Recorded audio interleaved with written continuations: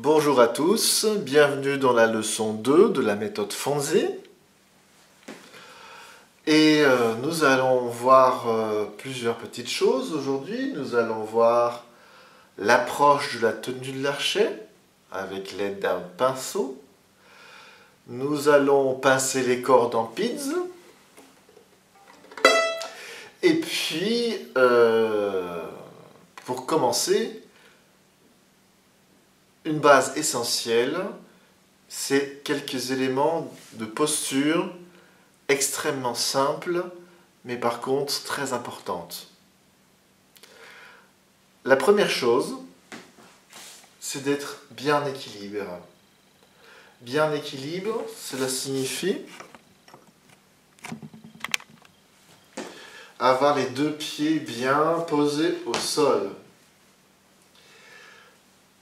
Alors, comme ça, on aura du mal à jouer du violon. Ou comme ceci. Il vaut mieux éviter. Ou alors comme ça.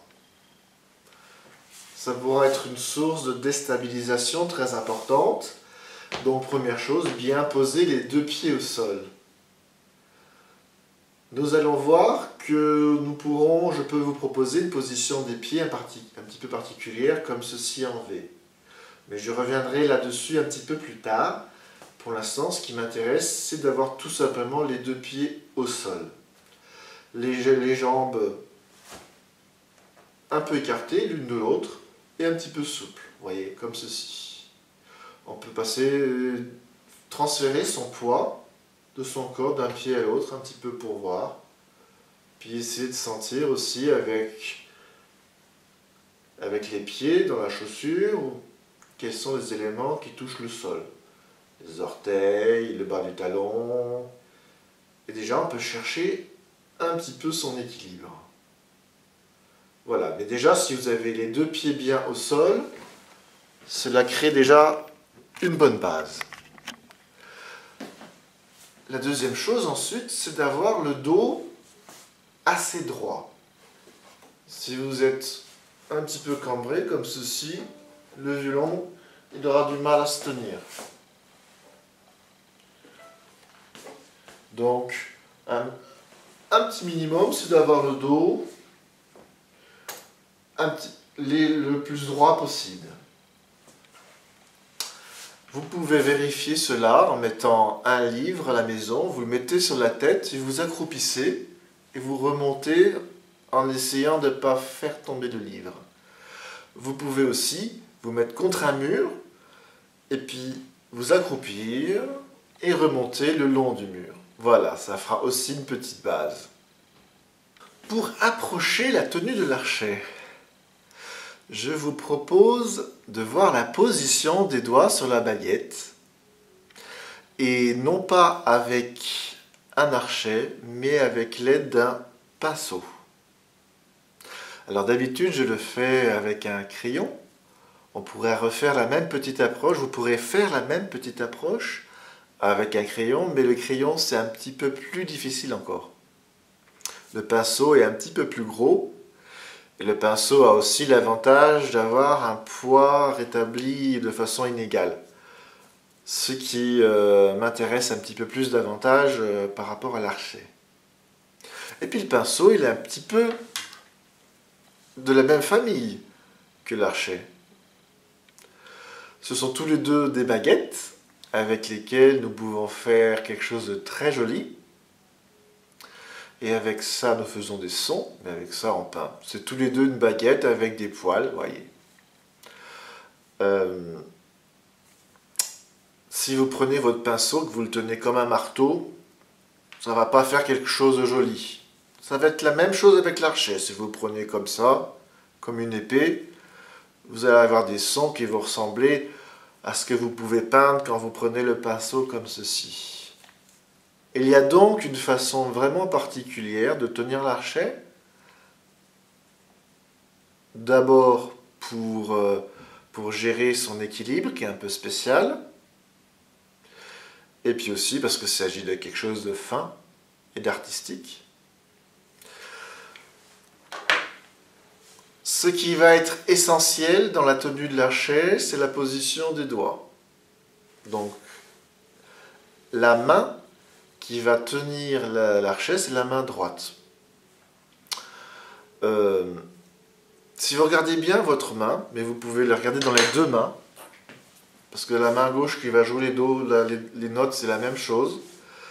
Vous pouvez voir que vos mains, elles sont faites pour mettre quelque chose de rond à l'intérieur. Et ça, nous allons le conserver pour jouer du violon. C'est très important. Il y a quelque chose qui sert de poste de pilotage à tout le contrôle de l'archet. C'est le contact de deux doigts ensemble. Alors, les deux doigts qui vont être ensemble, c'est le pouce et le majeur. On peut commencer par faire une grosse bulle avec ces deux doigts. Alors, on va revoir le nom des doigts. L'index, le majeur, l'annulaire et l'auriculaire.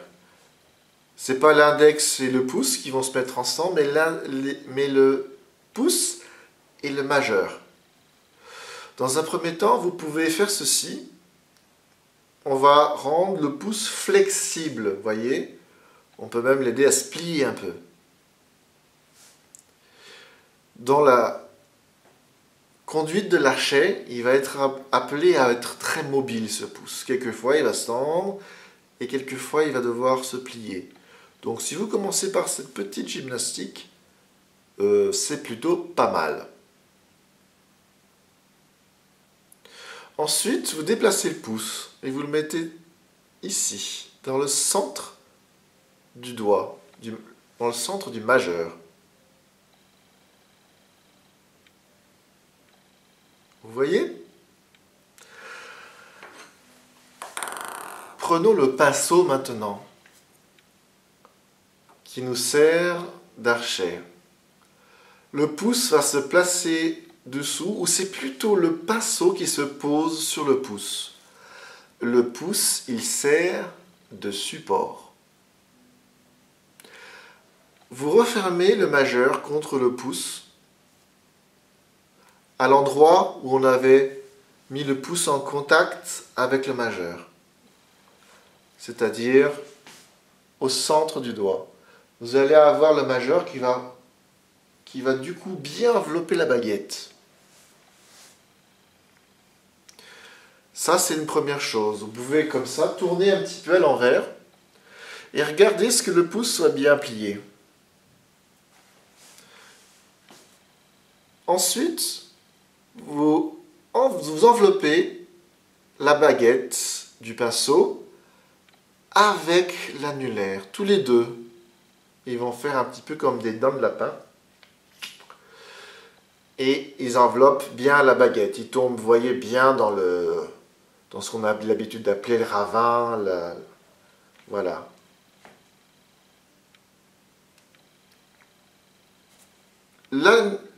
L'auriculaire, le petit doigt, lui, il va se mettre sur la baguette. C'est lui qui va rétablir l'équilibre. Et si vous avez le poids qui tire dans ce sens, et si ce petit doigt n'est pas posé, ça tombe. C'est lui qui rétablit l'équilibre. Puis enfin, vous allez avoir l'index qui peut s'espacer un petit peu des autres doigts et qui va être tranquillement posé dans son centre sur la baguette. Alors voilà, c'est une approche un petit peu difficile au début, mais je peux vous proposer d'installer la baguette d'une façon un peu plus commode. Vous mettez la main comme ceci et vous faites comme si vous faisiez la manche. Vous voyez, vous voulez un euro. Vous avez les mains détendues. Vous prenez le bout du pinceau et vous le placez dans le centre du majeur. Puis vous pliez le pouce, vous le mettez dans le majeur. Vous mettez l'archet dans l'autre sens, le pouce restant plié, et vous n'avez plus qu'à bouger le petit doigt, l'arrondir, le mettre sur le pinceau. Si l'index est un petit peu trop près des autres doigts, on peut les écarter. Voilà. Alors ça va être la première approche pour positionner les doigts de la main droite sur la baguette de l'archet.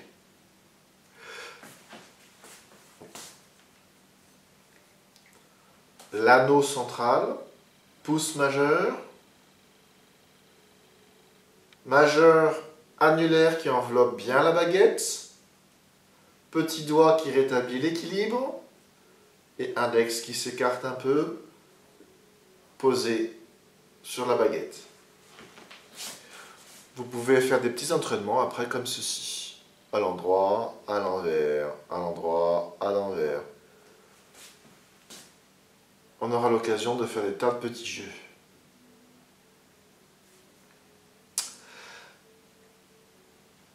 Voilà pour la première approche de la position des doigts de la main droite sur l'archet. Nous allons ensuite positionner le violon sur l'épaule. Nous allons d'abord installer ce petit appareil que l'on appelle communément un coussin et qui aide beaucoup de violonistes à tenir le violon. Cela soulage quand même l'effort de 90%. Il y a aussi beaucoup de violonistes qui jouent sans coussin. Certains aussi insistent et prétendent que c'est mieux de jouer sans.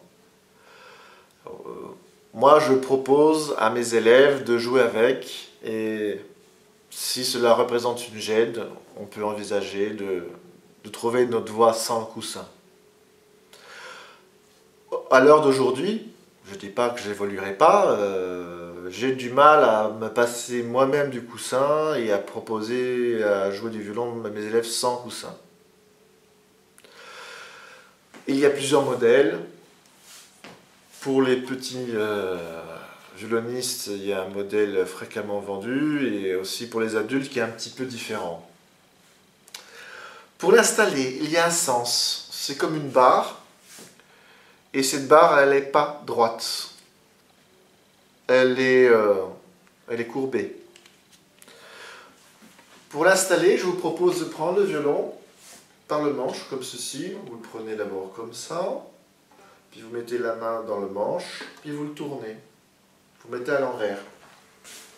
Vous le mettez contre vous, comme ceci.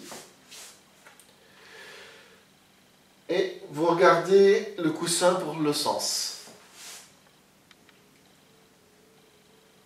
Ça doit faire comme un petit sourire, vous voyez, comme un icône qui sourit. Là, ça sera dans le bon sens. Et on accroche les deux premières dents du côté, et puis les deux autres dents de l'autre côté. Et après, ça tient. Ça va aider à bien positionner le violon et il tient tout seul par la suite.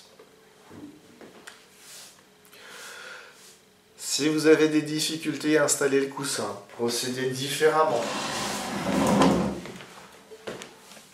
Vous pouvez aussi vous mettre sur une chaise, mettre le violon à plat, comme ça. Pour le sens, cette fois-ci, ça va être non pas un sourire, mais quelqu'un qui fait la tête. Et vous accrochez d'abord les dents à un côté, puis de l'autre. Voilà. C'est aussi une façon de faire. Nous allons maintenant positionner le violon sur l'épaule. Le violon vient se positionner sur l'épaule gauche. Et précisément ici, à cet emplacement, sur la clavicule, vous pouvez prendre votre main droite et mettre la main droite en contact sur la clavicule pour bien situer l'espace. Le violon va quand même venir toucher le cou, ici. Vous pouvez d'abord prendre le violon de cette façon. Donc vous mettez la main sur le bois du violon, comme ceci. Vous le tournez et vous venez le positionner sur la clavicule. Le bouton qui est là doit se entrer en contact à peu près au centre de la gorge, du cou. Voilà, vous cherchez un petit peu. Et après, vous devez pouvoir avoir le violon qui tient tout seul. Vous voyez, les deux mains restent libres. Ce qui va donner une certaine liberté à la main gauche pour jouer les notes. Une règle essentielle au violon, la volute, ici, c'est la tête du violon, doit être à la même hauteur que le nez. Le violon ne doit pas se pencher en direction du sol. Ça, jamais. Donc, pour que l'archet puisse intervenir sur le violon, il faut que ce violon soit posé sur un socle stable. Donc, c'est très important qu'il soit bien posé sur vous et qu'il ait une bonne place. Vous avez ici une partie qui s'appelle la mentonnière. Le menton se pose dessus. Et normalement, si votre coussin est bien réglé, sans trop d'effort, vous pourrez avoir le violon et la volute à la hauteur du nez. Pour vous entraîner à avoir le violon qui penche dans le bon sens, vous pouvez, avec la main posée sur le bois du violon, mettre une petite balle comme ça en équilibre et essayer de maintenir la petite balle en équilibre. Alors il faut la poser sur la corde sans l'errer.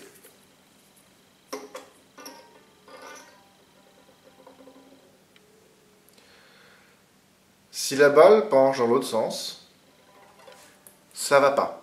Il existe une deuxième façon encore de pouvoir positionner le violon sur la clavicule gauche. Alors cette fois-ci, nous n'allons pas prendre la main gauche. Tout à l'heure, nous avions saisi le violon par la main gauche. Nous allons prendre le violon comme une assiette par la main droite. Comme ceci. Et du coup, vous allez avoir toute la partie gauche qui va rester relaxe. Et ça, c'est pas mal parce que c'est important de ne pas avoir la tête qui va pencher en avant. Et important de ne pas lever l'épaule comme ça. Le violon va venir se rajouter à vous, comme si c'était un membre en plus. Et il se rajoute à vous sans tension, sans que vous ayez à le tenir avec une force exagérée. Donc vous prenez le violon comme une petite assiette, vous le posez à sa place. Toute la partie gauche reste relaxe. L'épaule, l'avant-bras, le bras, ils sont en vacances, relax. C'est la main droite qui travaille.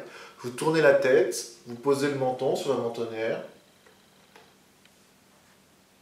et vous gardez les deux mains relax. Une chose très importante que vous pouvez faire, nous allons respirer. Nous les violonistes, nous respirons souvent très mal. Dans cette position, vous allez aspirer de l'air par le nez. Et après, vous l'expirez.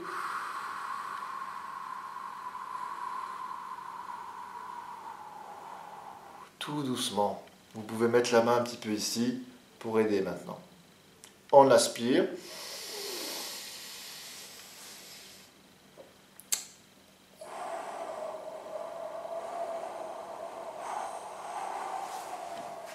Oui, on expire. Et comme ça, une vingtaine de fois. Maintenant que nous avons installé le violon sur l'épaule, nous pouvons prendre la main droite et nous allons jouer les cordes du violon, mais en les pinçant.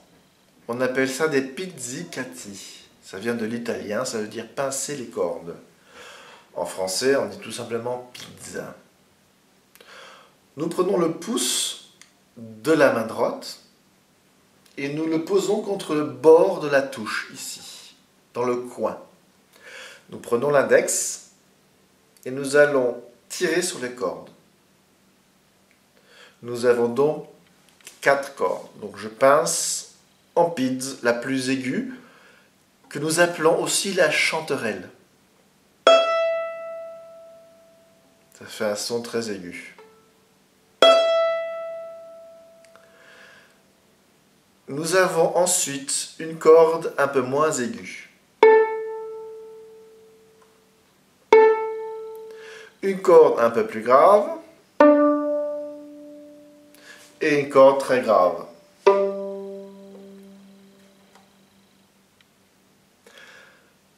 La première corde, la corde aiguë, porte le nom de Mi. Il s'agit de la note Mi. La deuxième corde s'appelle la corde La. La troisième corde, c'est la note Ré. Et la dernière corde, la corde grave, c'est la corde Sol. Une petite précision aussi. Le violon a été monté en quinte. Alors qu'est-ce que ça veut dire? Une quinte est un espace entre 5 notes. Si nous prenons la corde grave du violon, le Sol, on part du Sol, et si nous montons l'échelle avec 5 notes, Sol, La, Si, Do, Ré, nous tombons sur la corde Ré. Si nous partons du Ré, Ré, Mi, Fa, Sol, La, et nous tombons sur la corde La. La, Si, Do, Ré, Mi, corde Mi. Nous avons inventé le violon en espaçant les cordes entre 5 notes. Pour terminer, nous allons faire un petit jeu. Je vous joue une note et puis vous essayez de la rejouer juste après moi. Il faut que vous essayiez de reconnaître la note.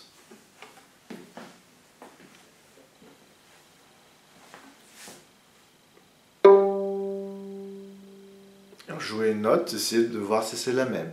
Je la recommence. Attention.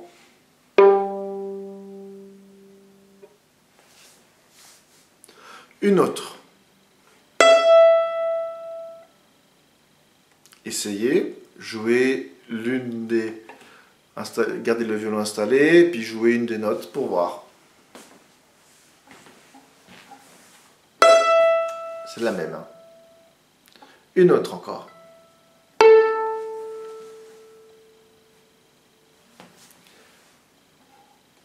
Une dernière.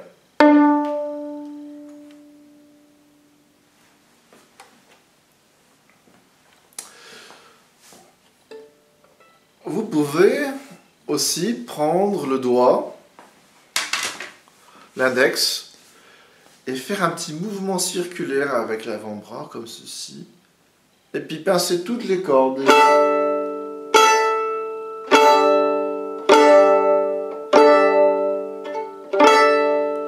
Encore une autre petite devinette qui va faire un petit peu comme une petite mélodie avec que des pizz.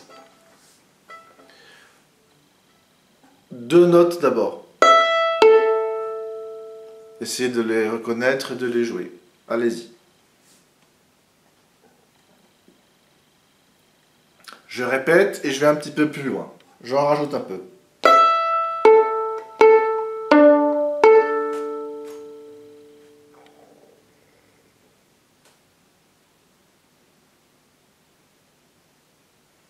Et je vais juste un petit peu plus loin.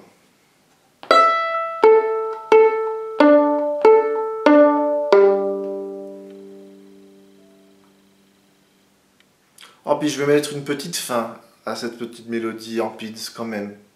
Je rajoute juste un petit élément.